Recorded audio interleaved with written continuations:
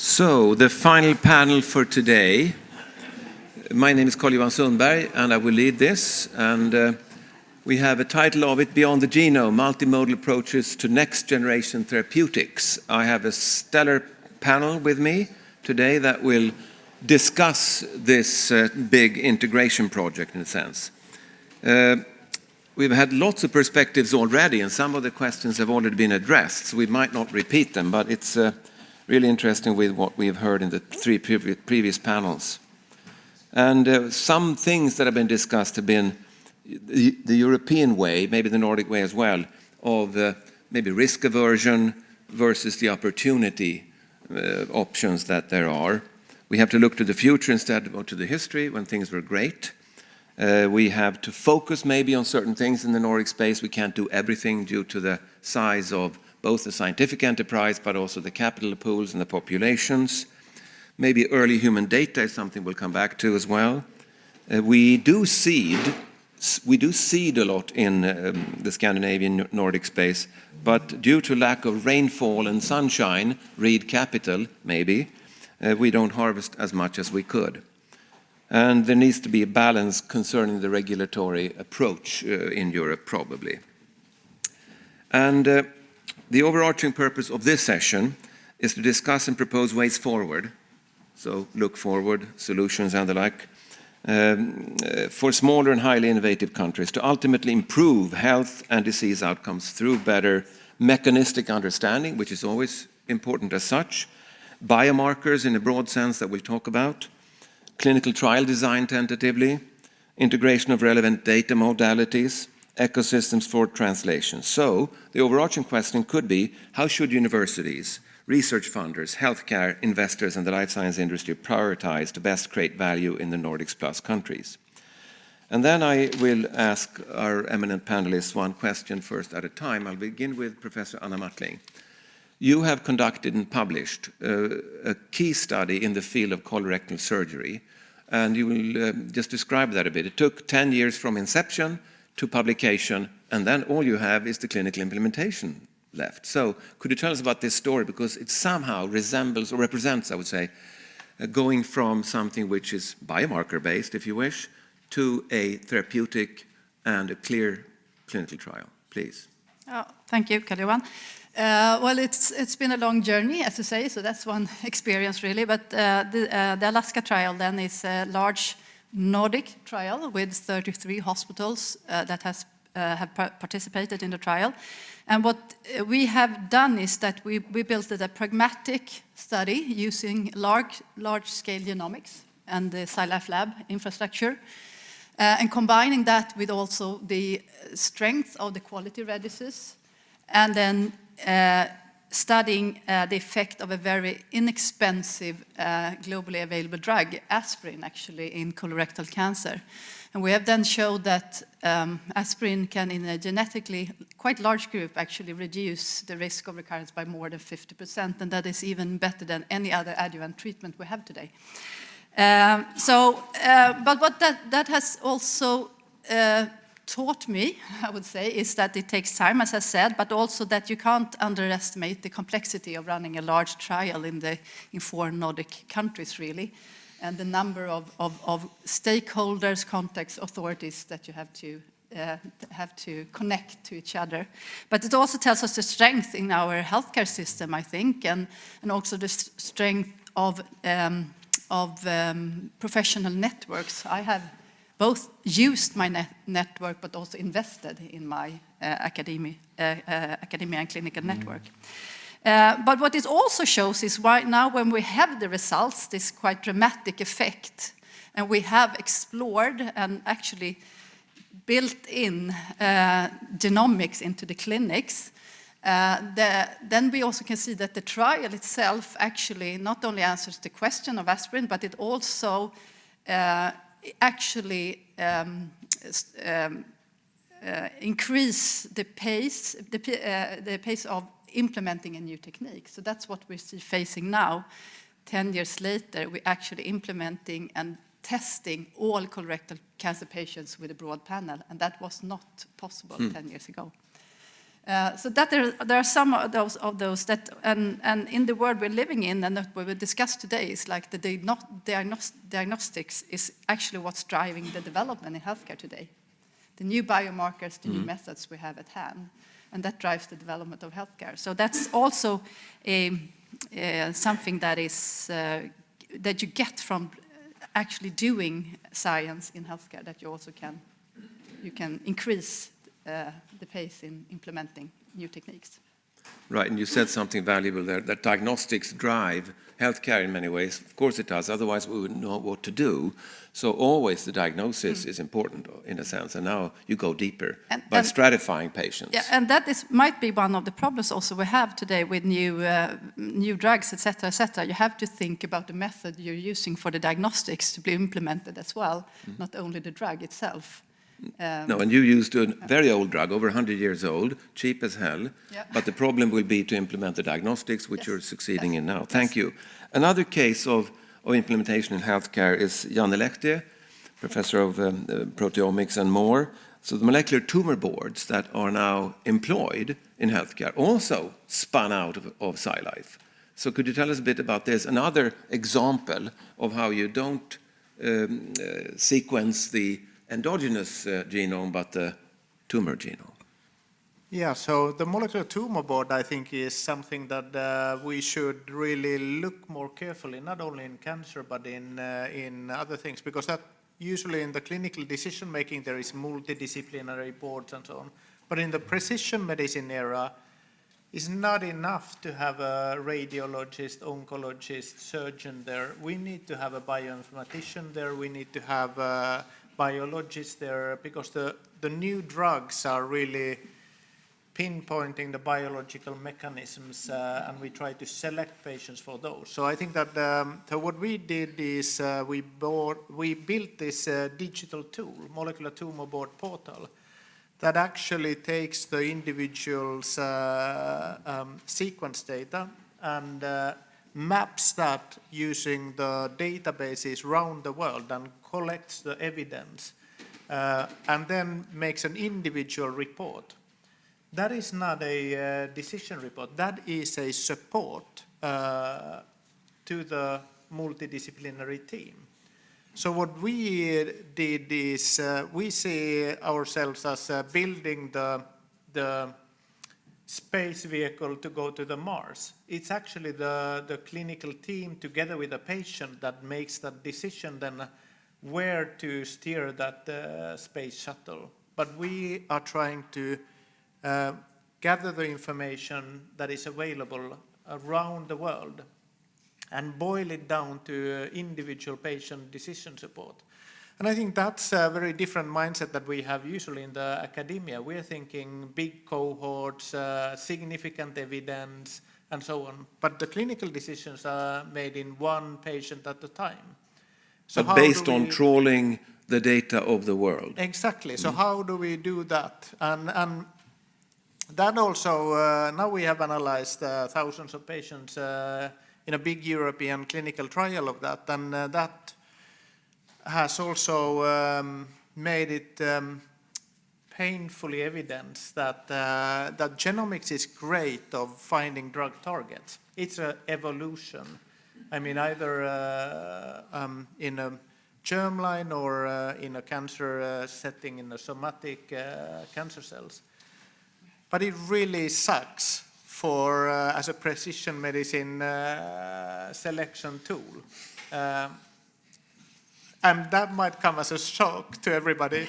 But I mean, it's of course better to personalize to select patients with 20% accuracy or 50% accuracy. But if you have a lethal cancer, I don't think you're very happy to hear that we have a 50% chance. You want to have a better chance. And then we end up in a situation now when we want to combine the drugs and when we want to treat patients with immunotherapy, then it's completely impossible to look at the genome and try to make a combination treatment decision. So if we think about that, if you think about the human as a molecular machine or cell as a molecular machine, so if we take take a machine that you know, kitchen blender. If that breaks down, what do? You don't go into a instruction how to build a kitchen blender and start looking at that. That's the genome. That's what we are doing. We're trying to interpret how to fix a kitchen blender by looking at the instruction manual. Or you don't go into a assembly line in a factory and see how is the industrial robotics putting to the kitchen machine in place. That's the transcriptomics for you. You go into the proteome and metabolome and look what is actually happening there. You look at the tissue architecture of the cell or the whole organ in a plasma proteome to understand what is actually happening. And that is the actual machine that you're looking at.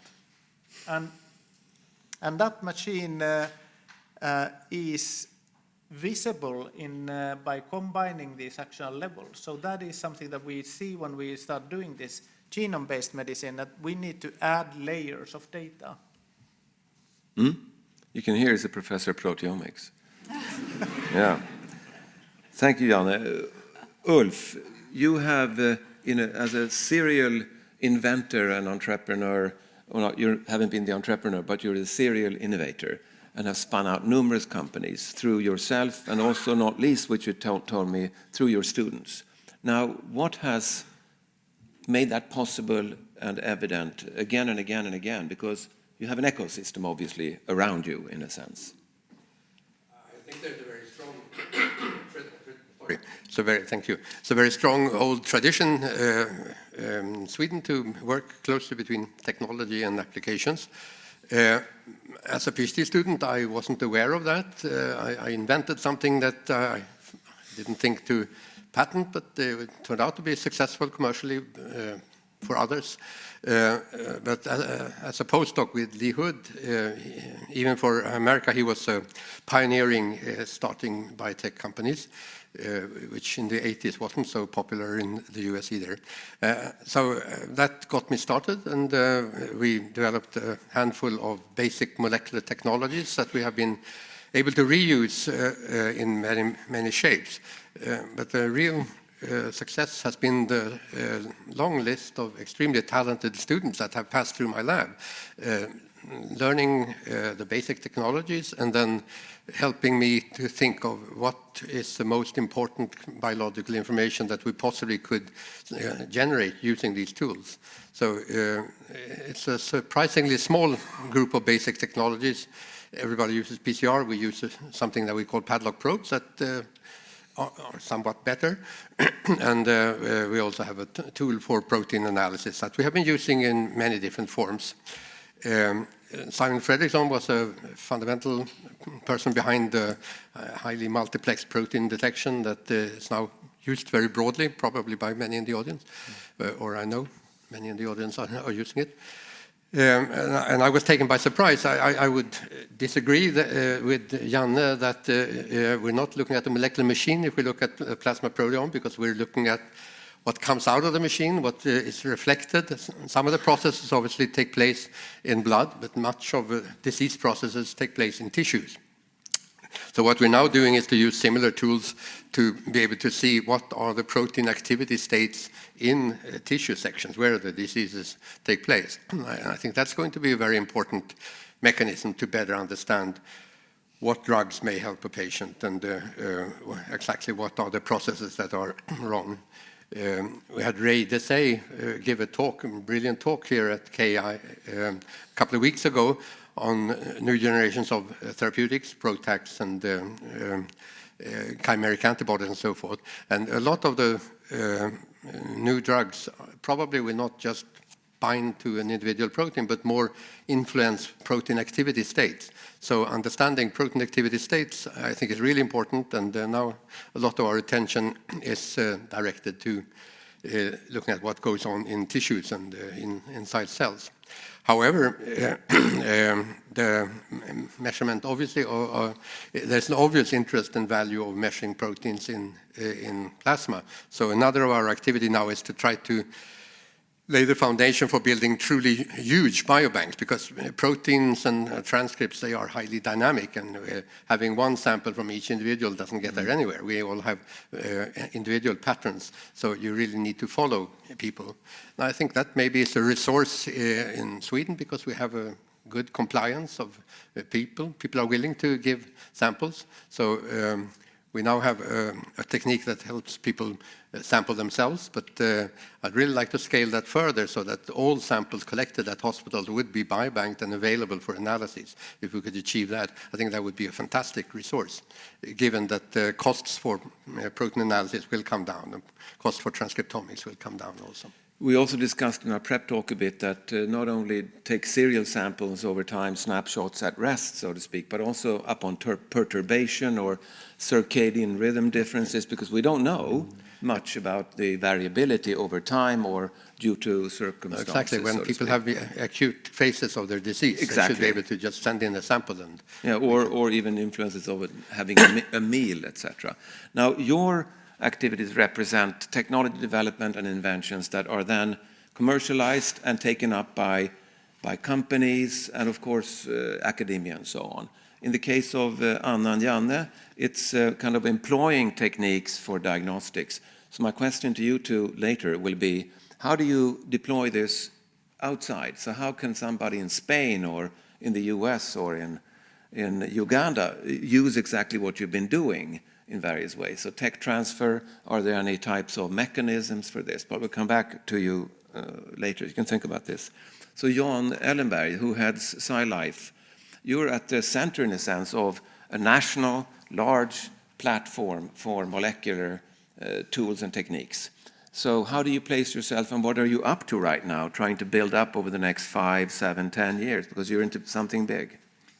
Yeah, indeed. Thank you, Johan. Yeah, so in SciLifeLab, we have the research infrastructure for academic use of the cutting edge and breakthroughs in molecular technologies. And we've heard examples now from genomics, from proteomics, new technologies actually developed by Ulf, who's also part of SciLifeLab. And what we want to do now is to bring these breakthroughs in molecular life science to the hospital in a continuous way and in a much faster way. And so the mechanism we think to do that is to build up an infrastructure jointly with the hospitals where we actually bring these methods and the data competence that is needed. Because as Janne said, we need a bioinformatician now, in addition to the pathologist, to bring these methods at scale into the hospital. So they can be run side by side with the colleagues from clinical research and the treating physicians. And they have the tools at their fingertips to measure what needs to be measured about the disease. If it's a rare disease, genomics will deliver the answer. If it's a complex disease, often you have to go beyond genomics. And this session is very appropriately titled because we now have analytics for every biomolecular class in the human body at our fingertips. And we have the revolution in data science and AI to quickly extract the knowledge and the decision power from that.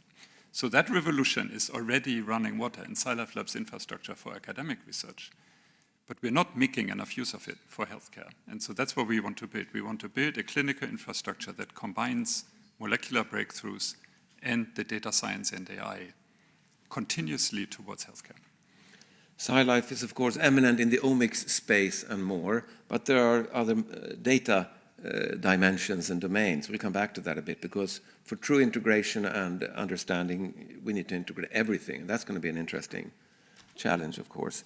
Kári STEFÁNSSON from Iceland, you are a pioneer in many ways. You were the first to really do population genetics across the world. So UK Biobank and FinGen and others came much later. You started already in the mid-90s. And there was a lot of controversy, for some time anyway, in Iceland, but you overcame that quickly. And now I understand you have big buy-in from the whole population. So maybe you press the button again. Yeah. It's red, so yeah, say something and see what happens. I hope I don't have to say anything of importance. Everything is on record. It's functioning, though red. Yeah, go ahead. No, it's okay. You hear Kári. I think it is very important to realize that what all of us are doing is that we are studying human diversity. We are trying to figure out what makes us a little bit different from each other. And it is natural to begin that study by studying the genome, because human diversity begins in the genome. And modern human arrived on the scene about 200,000 years ago, which means that there are somewhere between 8 and 10,000 generations since the arrival of modern man. Each and every one of us is born with 75 new de novo mutations that are not found in our parents, about 40 crossover recombinations, and about 140 non-crossover recombinations. So every time we pass our genome on to our offspring, new diversity is generated. So there is absolutely certain that there is a diversity in the human genome that can explain all diseases of man. All right, the onset of all diseases of man. But human diversity only begins in the diversity in the sequence. Then the environment comes in, and the older we get, the more opportunities does the environment have to influence us. And you can look at age or time as a funnel that captures environmental influences. And then comes the question of the how, and remember, most of the diseases we are interested in, the diseases that have the biggest public health impact, are diseases of late onset. So how do we go about figuring out the environmental influences? And that's where Ulf and his technology comes in. All of the influence of the genome on the phenotype goes through protein, pretty much all of it. And short of stepping in front of a truck, almost all of the environmental influences go through proteins. And keep in mind, you have the same variants in your genome from conception to death. So genetics is not going to give you timing. It's only going to give you lifetime risk. But the proteins, they rise and they fall as a function of time to and from events. So they give us spectacular biomarkers, be it one protein or polyprotein assay. They are extremely good, not just at helping us to diagnose disease, but also to follow progression of disease.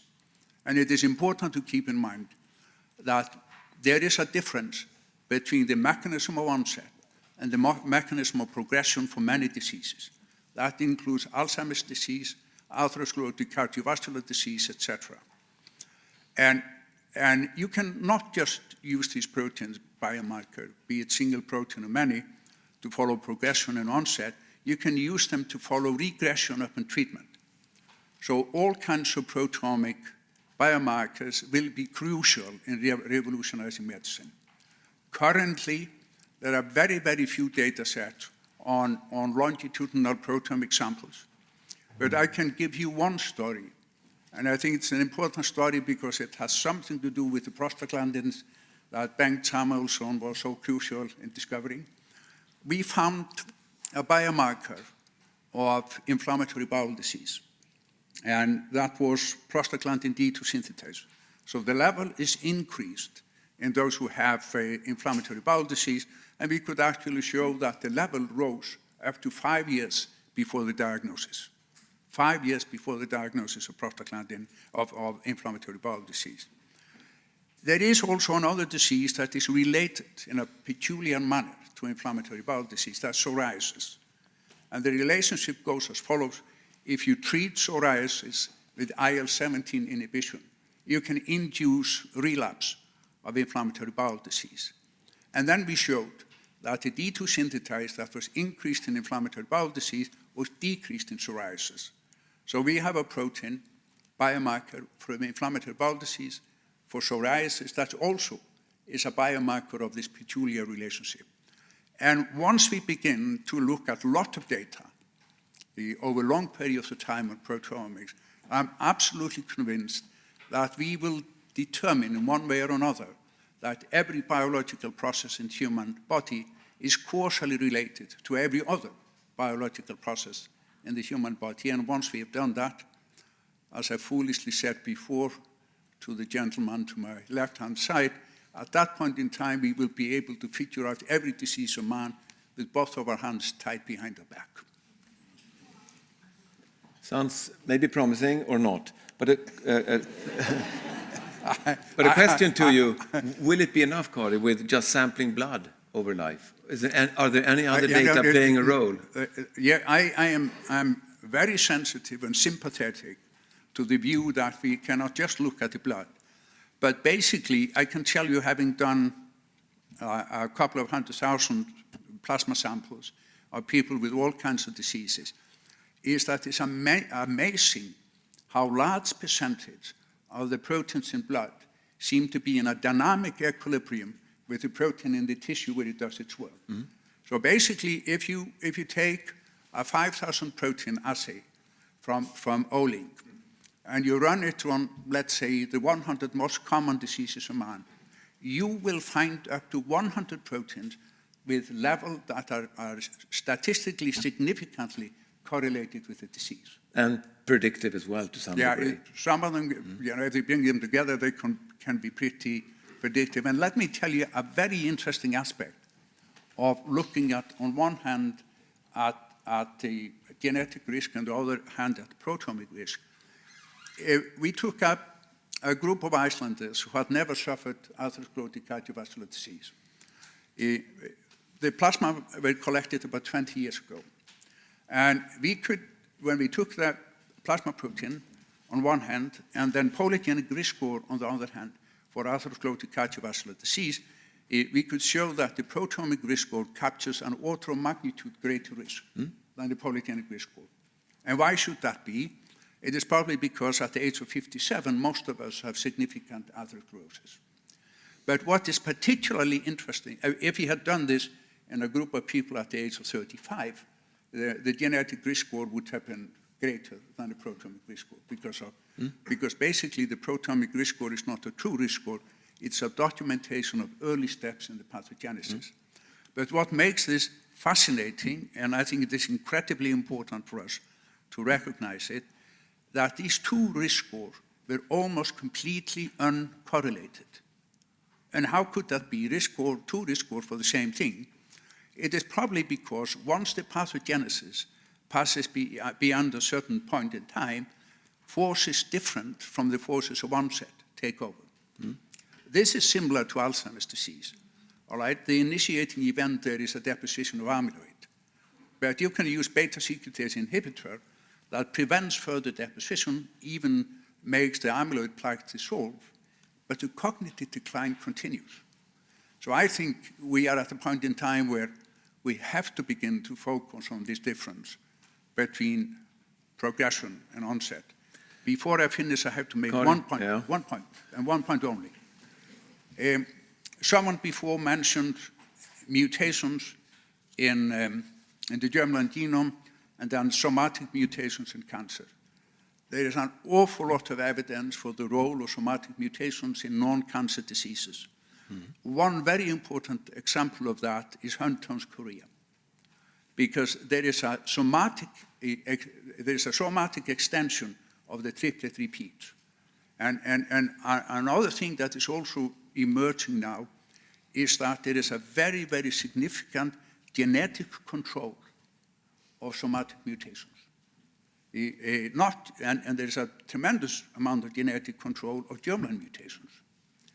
So this bloody genome of ours seems to be designed to make it, how can I put it, somewhat autonomous, free it from influences. Who knows? But we know from our research that even the relation between transcriptional levels, mRNA levels, and protein levels is quite weak. So, you know, the shadow is weakened when you go down to the genome. Yes. So, Janne had a comment. No, first of all, I could like to comment that I can go home now. Everybody's talking about proteomics and how fantastic this is. But Janne, then you can answer the more complex questions, namely, how will you roll them out?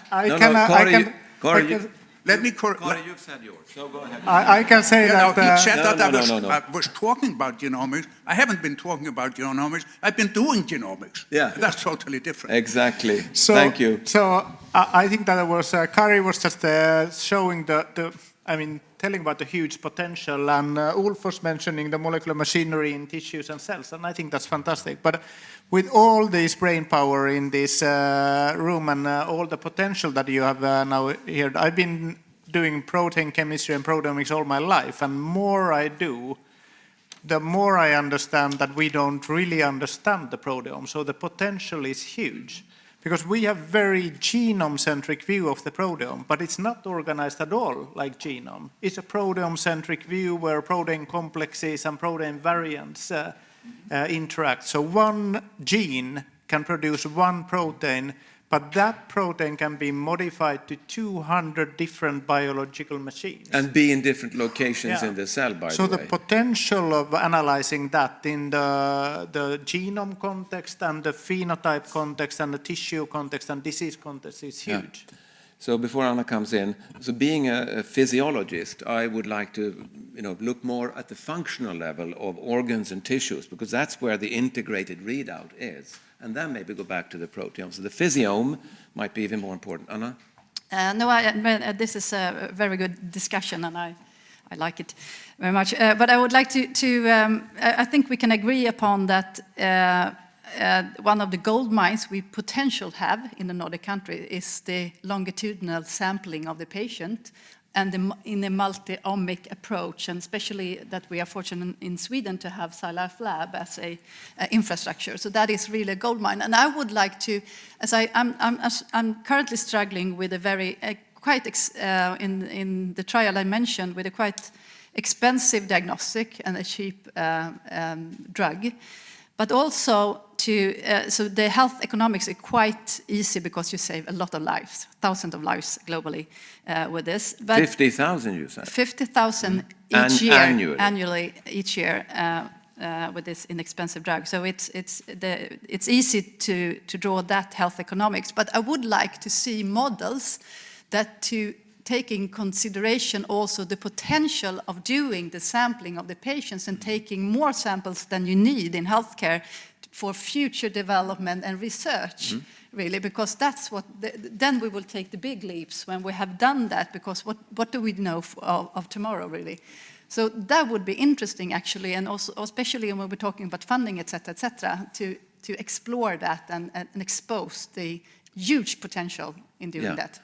1 second, Ulf. So this is beyond the genome, it says, but also partly beyond omics only. So we talk about omics a lot.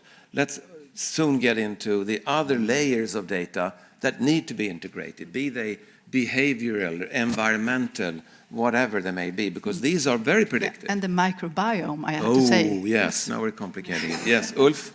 Yeah, I just want to emphasize what was said. At the academic hospital in Uppsala, 1% of the blood drawn gets biobanked, 99% is thrown out.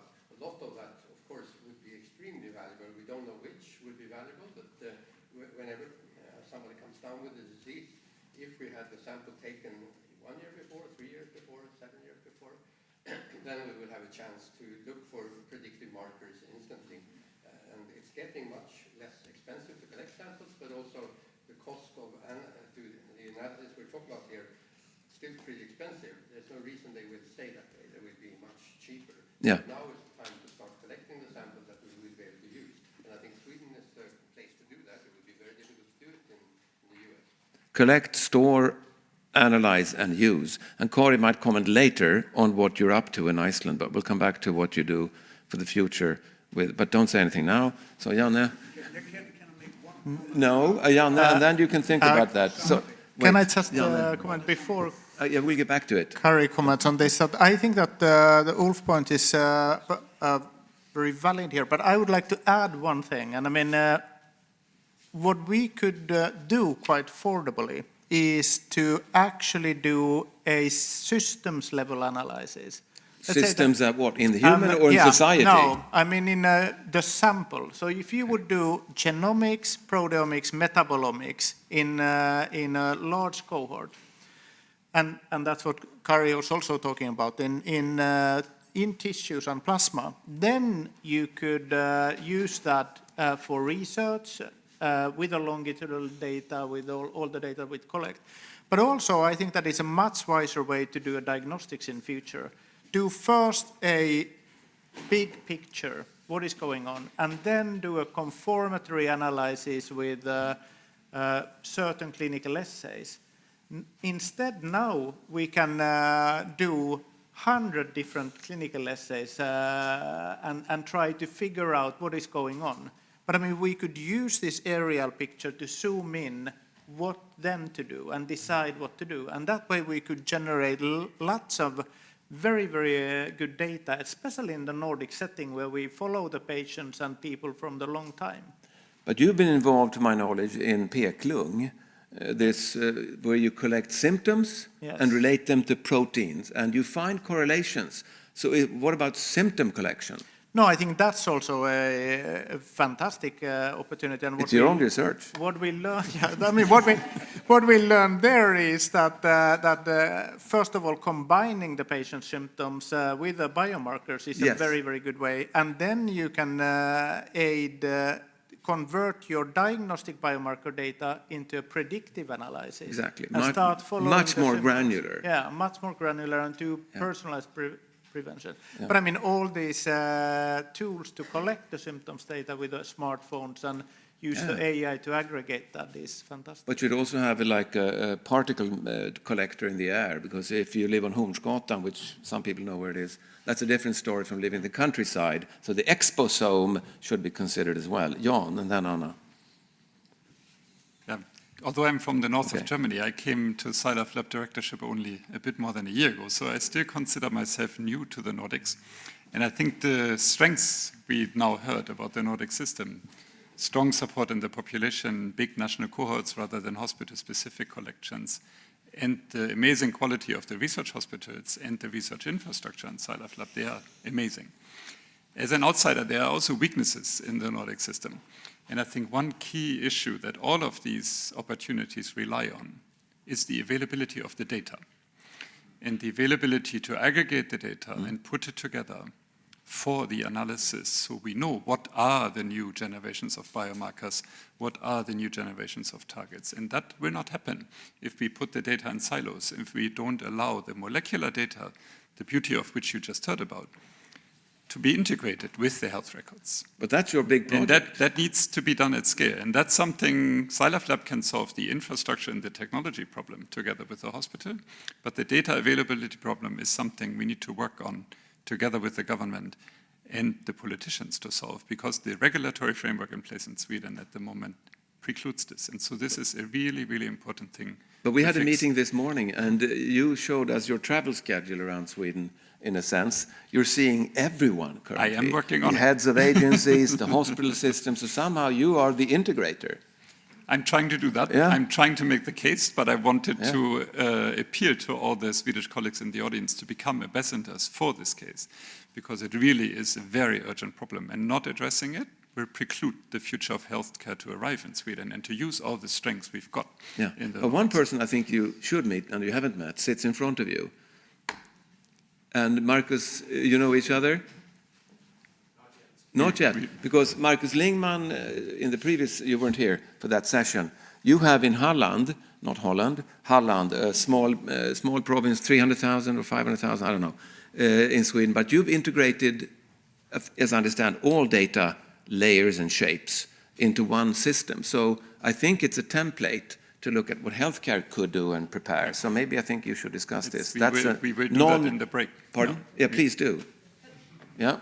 Can I just comment? Yeah. I think it's a good example, because what you have to do is, I totally agree with your picture, and it's good to get that from outside, so to say, that you phrase it like this. But the thing is, what Marcus does is that he really tries to do it and work with it and create the cases. And so you have to be a bit brave, actually, to take the big leaps here and in a way challenge the system. And I think that is what you have done, actually, and what we are also trying to do at Karolinska for the moment, actually taking and be a bit brave, because you have to do it and not only plan it and not ask for it. A leap of faith. Yes, yeah? yes. And inform, but don't ask for permission. Is that what you said?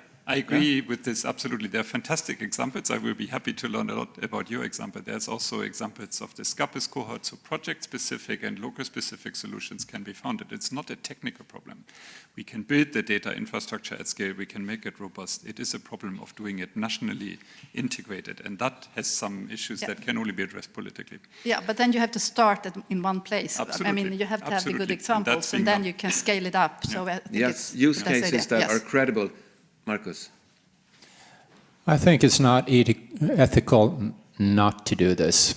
I'm still waiting for the day when the general population realizes how we work around this question in Sweden and Europe. I think this should be gravely illegal to do what we do today. So you mean like the tabloid papers should write scandal? I will be on it. Yes? Okay, so Kári, you had a comment, or I want you to talk about what you're now planning.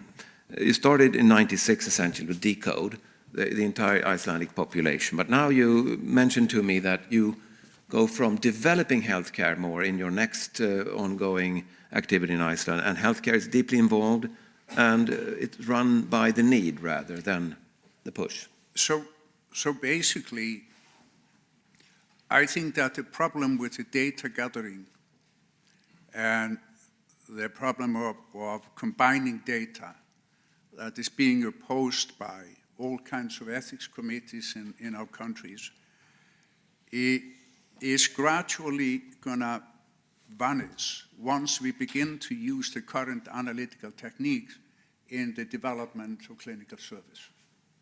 And once you begin to switch over to real precision medicine, where the idea is to use modern analytical techniques, large AI models to analyze data every time a patient comes into a hospital, then all of a sudden the concern about the use of the data and the gathering of the data is going to vanish. And what we are trying to do in Iceland is to put together one database of all healthcare information that has been generated over the past 50 years, keep it in an anonymous state, and then develop an app for the individual where the individual can put all of the healthcare information on him or herself, electronic medical records, data from wearable devices, education, socioeconomic status. And symptom reporting, let's say. Everything you want to put on your family history, your health history. And then what you do is that you take the data on this person and you put it next to let's call it a digital equivalent, all of the digital equivalent in society, and use that to manage their healthcare. As soon as you begin to do that, the delivery of healthcare will be a discovery operation every time. And once you take that line of distinction, you're not just an evil scientist, a crazy scientist who is, some sort of Orwellian ideas. You're basically using modern data analytical techniques to revolutionize the healthcare system, to make it better, to make it serve the individual better. Then the narrative is going to change. But you mentioned hospitals, as did Jan, so I want to just emphasize that the patients are most often in primary care or at home. So we need to sample, I believe, in primary care, because otherwise we lose the data points until the patient is too sick. So that's really unfortunate not to think about the intermediate stations or even in daily life. In the precision medicine system I'm talking about, the usual customer of that system is healthy. Yes. And this is going to be switched from interventional to preventive Exactly. medicine. And you have to engage the primary healthcare system in collecting samples. Let's have some comments or questions from the audience. Yes, we have 1, 2, tentatively more. Please, Henrik. Yeah, no, I mean, you have all been discussing the problems in getting the omics to be more conclusive, in more conclusive settings. But in fact, in basic research, most medical discoveries has been made in mouse system, where you can actually address this. You can isolate one factor and you can look at the complexity. That's one complementary way of addressing these things. But none of you have mentioned that. Is that something you don't believe in any longer? I mean, most medical discovery has been done by that way. I mentioned mechanistic understanding in the beginning, but we haven't spoken about it. You're right. So what do you think? Let me address this. Basically, if you take let's take all of the mouse models of human disease that have been developed. The conversion coefficient from the mouse to human is extraordinarily difficult to find.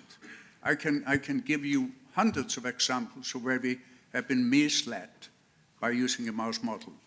There has been a paradigm leap over the past 25 years by going from the mouse to look for a mechanism over to study the human diversity by the use of genetics, by the use of proteomics. However, rather than going from the mouse to the man, we are now going from man to the mouse. And we are developing animal models that we can use to manipulate, that we can use to test drugs in, etc. But the principal discoveries from now on will be made by studying man. And I believe I've heard this from many heads of R&D of big pharma companies as well, 1 second, that early human data is key not to be on the wrong track. Yeah, go ahead, Richard. I think there are some misleading things, but most of these are experimental settings in different ways. But the fact is that most medical discoveries is based on conclusive mouse experiments. Even expert discoveries that is also true for humans. That's what you give Nobel Prizes for. This is what the discoveries is in nature, science. If you go back in history, that's how it is. Mouse has lots of drawbacks, but it's one tool to address in vivo complexity that we think we should use. Absolutely. Can I comment on this? Yeah, absolutely, Janne. Because I think that there is also very interesting thing that we have got often stuck in precision medicine, and that is that you can develop drugs in quite long time without seeing any human or any patient, or you can do cell lines, model systems, mouse models, and so on. And that's fine. And I agree with Kári on that we have also going from human to mouse for the using of the model systems and other type of things. Mm-hmm. But the precision medicine is all about biomarkers, selecting patients. And that is completely different ballpark. You can't use mouse for anything on that. You need to have the patient material directly at the get-go. So that requires a completely new ecosystem to develop together with the academic research technologies, patient materials, biotech and pharma companies to develop the biomarkers. And that ecosystem is underdeveloped. And I think that here we have a huge potential in the Nordic countries to develop the biomarker ecosystem, including the biotech companies and the drug companies. Mm-hmm. But then for drug testing, you need to use mouse models or other models to test the interventions, of course, before you go into humans. So, please. Thank you for a fantastic session. I have one comment/question regarding the biomarker discussion. So there was almost a consensus regarding genome versus using proteome or genetic predisposition. But I want to remind everyone that when we're dealing with the very complex pathologies, such as psychopathologies, mental health, and clearly, and Carl referred to this, there's clearly a genetic component, there's very strong influence of the environment, and there is enough literature already and studies showing it's not enough to have one domain or one model getting either genetics or transcriptomics or proteomics. You need a multi-omics, you need a multi-modal approach, and it's clear, and it's coming now, and thanks to AI, we can look now on the proteome or metabolites, we can look on the genome or SNPs array or even epigenetic modification and the clinical profile of this person, and only there, and it has been shown recently, and more and more studies are coming, you need multi-omics. If you really want to get a real biomarker for these complex pathologies. So I don't know what your thoughts about this. Thanks. Yes, I agree with that. Johan, pardon? I can maybe comment. Yeah, so, because I have to provide these instruments for the hospitals. So I agree with you, multi-omic will be needed more and more, that we have multi-molecular fingerprints. I think metabolites haven't been mentioned yet a lot for many types of diseases. If we just take cardiovascular or metabolic diseases, that's going to be key to also look at the metabolite level.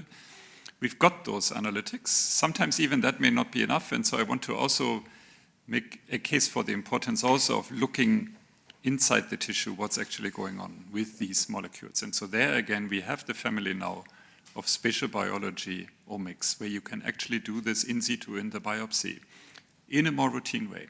I think ultimately, Kári said something very important at the beginning, and I think it also addresses the mouse model question a little bit. Ultimately, I think we need to do this in a longitudinal fashion, routinely, on healthy patients. Because when a disease starts... On healthy individuals. It's very, very different. And when a disease is chronic and very hard to treat, when we usually detect it, the molecular mechanisms have already crossed the tipping point, and it's much, much harder to intercept it and change it. Yeah, and so I think that's the biomarkers of the future that tell you 5 years down the road, this person is now healthy, but will have that kind of problem, and this is how you can stop it. I think that's the aim that we need to pursue. So longitudinal sampling in a multi-omic sense is something we have to make routine, and we have to provide the technologies for that. And get them you where have to remember, the it's patients not only are omics. sampled. Eventually, the clinic, you do MRI, you do EEG, you collect other big data, which is not necessarily blood samples. Yeah, your screen usage behavior, your smoking behavior, your drinking behavior, and the like. So we have Ulf, and then finally Kári, and there may be more questions. We have Gunnar up in the middle there. Please, Ulf. I get a little worried when we talk about genome, proteome, transcriptome as well-defined entities. With the genome, maybe, but proteome mean many different things. Janne mentioned the different splice variants and process variants and all the different functions, but also how proteins are interacting, what they're doing together, where they're located in 3D inside tissues. So just saying these words doesn't convey the full meaning. There's a lot of development to be done to really harvest as much information as possible from these patient samples. But starting by collecting the samples, I think is a good thing, and then waiting for prices to come down. I'm glad you mentioned that, because we did a study where we looked at effects on the epigenome and the transcriptome following 6 weeks of physical activity exercise. And we saw 4,000 genes being regulated and about 3,600 isoforms being regulated, and they were quite strongly correlated to the epigenetic methylation changes in various ways. So it's an enormous battery, and now we're moving into three-dimensional analysis of the nucleus, where it comes to co-localization of regulatory elements and the like following interventions. So we have, Kári will come last, so Gunnar first, and then Kári. Yeah, thank you very much. As a receptor pharmacologist, I would like to add another layer of complexity. It's, of course, and Ulf, you have indicated before, it's a conformational landscape of the protein itself. Because biomarkers are most often not the drug target. It's the receptor, the enzyme, the protein, and that will be needed to switch from active to inactive. And there, of course, AlphaFold and molecular dynamic simulations can help in a large scale.